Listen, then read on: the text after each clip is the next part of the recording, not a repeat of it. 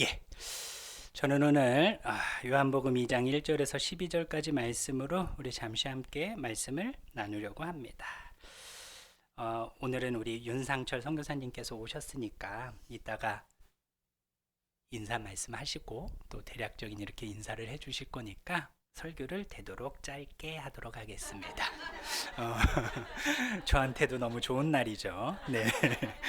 자, 우리가 올해에는 준비된 그리스도인이라는 주제로 표어로 우리가 이 한 해를 신앙생활 하기로 결단을 하였습니다. 근데 이 준비된 그리스도인은 바로 하나님의 은혜가 구원이 아무리 우리에게 주어진다 할지라도 우리가 준비되지 않으면 그 구원을 구원으로 누리지 못하고 은혜를 은혜로 누리지 못한다라고 말씀을 드렸습니다.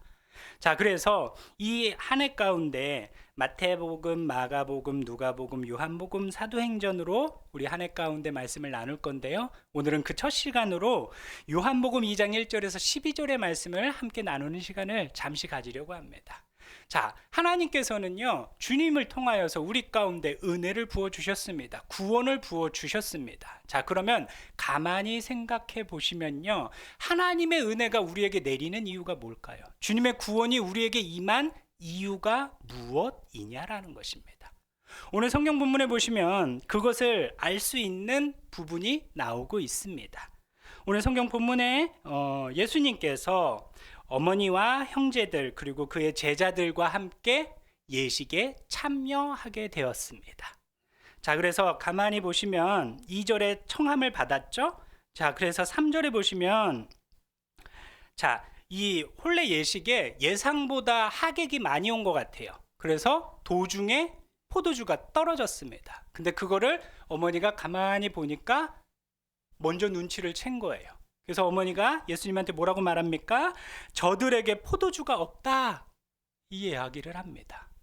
자, 이 말을 들으면 우리는 무슨 생각을 합니까? 저는 이 말을 딱 들었을 때, 이 구조를 딱 봤을 때 무슨 생각을 했냐면요, 예수님 보고 포도주를 기적으로 만들어내라는 얘기시구나, 그런 생각을 했습니다. 근데요, 제 생각과는 다르다라는 거예요. 왜 그러냐면요, 예수님의 입장은 지금 어떤 입장입니까? 예수님은 그 집안의 가장이에요. 근데 왜 그렇습니까? 아버지가 안 계시잖아요. 그래서 그 집안의 가장은 예수님입니다. 그리고 예수님과 함께 혼례 예식에 온 제자들이 있죠. 그럼 제자들의 스승이 누구입니까? 예수님이에요. 자, 그럼 예수님이 형제들 여러 명을 데리고 어머니와 제자들이 몇 명일까 봤더니 앞장에 보시면 1장에 보시면 요한복음 1장에 보시면 5명이에요. 지금 현재 제자들을 받아들인 게 5명입니다.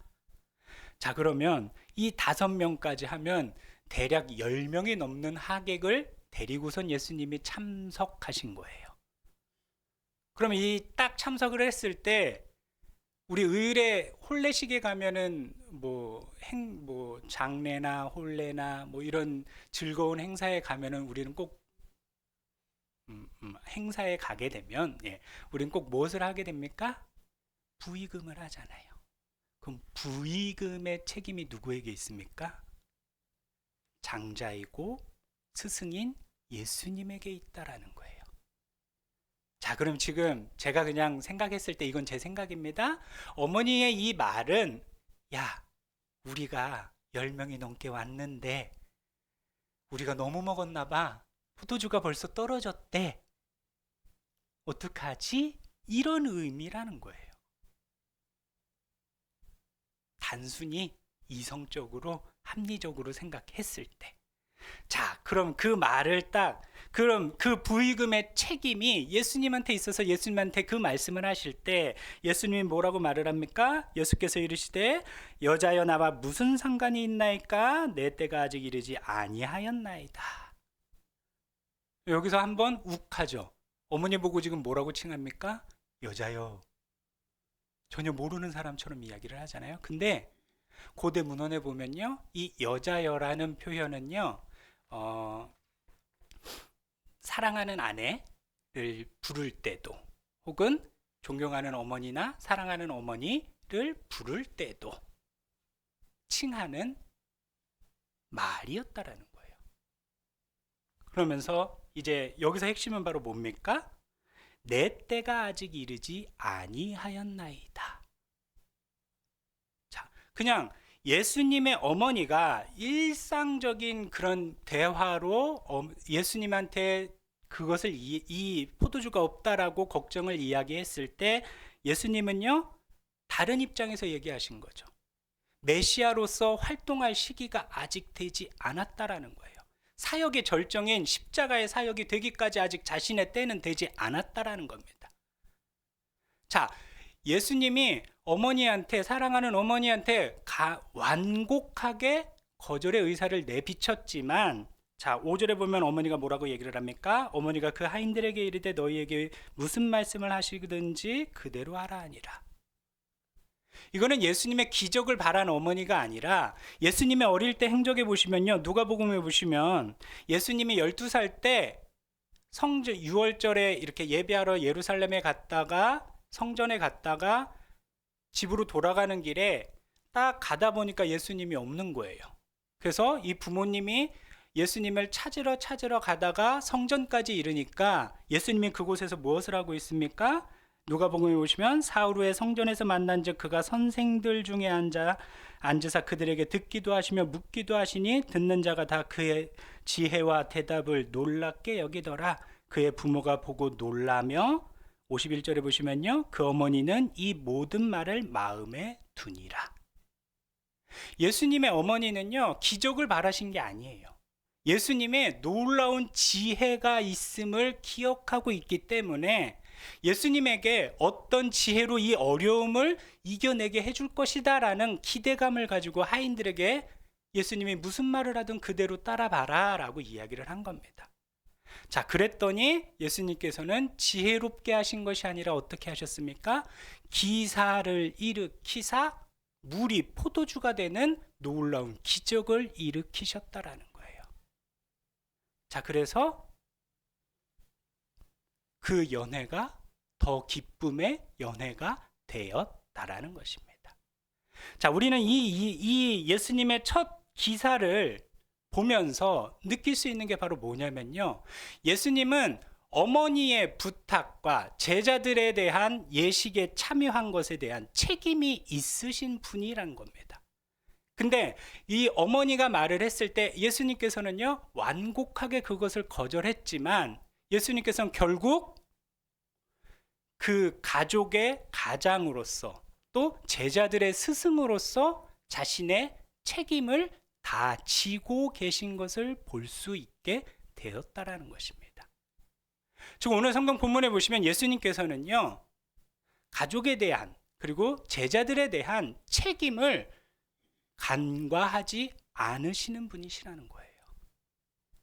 제자들을 따로 떼어놓고 올 수도 있고요, 굳이 제자들을 챙기지 않아도 스승이라는 대접을 받을 수 있을 것입니다. 하지만 예수님은요 그것을 그냥 지나치고 무시하지 않으셨다라는 거예요. 그 이유가 바로 무엇입니까? 예수님과 함께 온 자들이 예수님의 가족이기 때문이었다라는 거예요. 예수님과 함께 온 자들이 예수님의 제자들이었기 때문에 예수님께서는요 그 책임을 지금 지고 계신다라는 거예요. 이거는요 마태복음 17장에도 비슷한 이야기가 나와요. 예수님이 성전에 들어갈 때 성인 남성에게 주어지는 책무가 있습니다. 바로 뭡니까? 성전에 들어갈 때 성전세를 내는 거예요. 한 사람당 반세겔씩 내는 건데 딱 이렇게 성전에 들어갈 때 사람들이 베드로에게 딱 잡죠. 베드로를. 야, 너 성전세 안 내? 네 예수님도 네 선생님도 성전세 안 내? 그죠? 베드로가 뭐라고 말합니까? 내신다. 이러고서는 예수님한테 가요. 그러고선 예수님한테 물어봅니다. 예수님 성전세 내라고 하던데요. 어떡하죠? 그죠? 예수님이 뭐라고 말합니까? 마태복음에 보시면 우리가 그들이 실족하지 않게 하기 위하여 내가 바다에 가서 낚시를 던져 먼저 오르는 고기를 가져 입을 열면 돈 한 세겔을 얻을 것이니 가져다가 나와 너를 위하여 주라 하시니라. 그 땅의 주인은 예수님이시라고 말씀을 하십니다. 그럼 주인이 돈을 낼 필요는 없는 거예요. 자기 집에 들어가면서 객이나 돈을 내는 겁니다. 그런데 그들로 하여금 실족하지 않기 위하여 나와 너의 세를 지겠다라는 그 책임감에 대해서 이야기를 하고 계신 겁니다.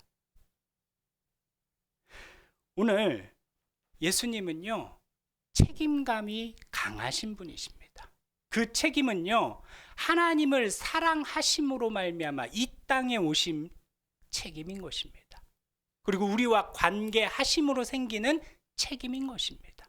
그 책임을 예수님께서는 간과하지 않으시겠다라고 말씀하세요. 그럼 그 당시의 사람들은 그 당시의 사람들은 예수님의 가족이고 제자들이었기 때문에 예수님이 구원의 은혜를 그들 가운데 베푸셨습니다. 그럼 오늘날 우리와 예수님은 어떤 관계가 있느냐라는 거예요. 요한복음 1장 12절은 이렇게 말씀하고 있습니다.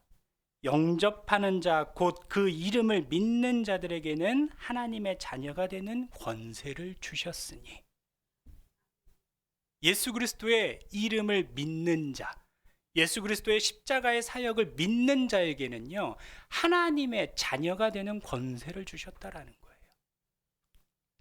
그리고 마태복음 5장 44절에서 45절에 보시면요, 나는 너희에게 이르노니 너희 원수를 사랑하며 너희를 박해하는 자를 위하여 기도하라. 이같이 한즉 하늘에 계신 너희 아버지의 아들이 되리니, 이는 하나님이 그 해를 악인과 선인에게 비추시며 비를 의로운 자와 불의한 자에게 내려주심이라. 하나님의 말씀을 따르는 그 제자가 될 때, 그 말씀을 지키며 살아가는 제자가 될 때, 하나님께서는요, 그 말씀을 따르는 자들을 누구로 삼아 주시겠다라고 말씀하고 있습니까? 아들로 삼아 주시겠다라고 말씀하고 있습니다. 오늘날 우리가 예수 그리스도의 이름을 믿고 십자가의 사역을 믿으며 나아갈 때 우리는 하나님의 자녀가 되고 예수님의 가족이 되는 것입니다. 하나님의 말씀에 순종하여 그 말씀대로 살아가려 할 때, 그 사랑을 실천하며 나아갈 때 하나님께서는요, 우리를 제자로 삼아 주시는 것이 아니라 제자를 넘어서 아들로 삼아 주시겠다라고 말씀하고 있는 것입니다. 오늘 우리가 주님을 믿고 주의 말씀에 따라 삶을 살아갈 때 우리는 주님의 가족이 되는 것입니다. 하나님의 아들이 되는 것입니다. 그를 통해 우리를 책임져 주시는 분이 바로 누가 되는 것입니까?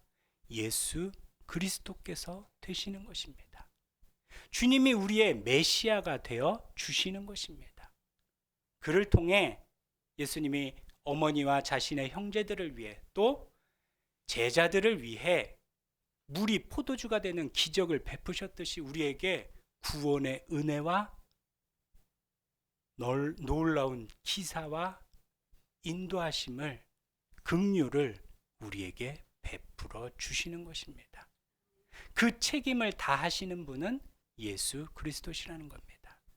때문에 오늘 주님을 믿음으로 또 주의 말씀대로 살아가는 우리가 우리에 대한 책임이 주님께 있음을, 그 책임으로 말미암아 하나님이 우리에게 구원을 베풀어 주시고 은혜를 베풀어 주시는 것임을 인정하시고 기억하심으로 매 순간마다 믿음 가운데 말씀을 순종하는 가운데 서서 나아가시는 저와 여러분이 되시길 바랍니다. 오늘 이 말씀을 생각하면서요, 잠시 함께 기도하기 원합니다. 우리 주님의 이름 한번 부르시고 다 함께 통성으로 잠시 함께 기도하겠습니다. 주여.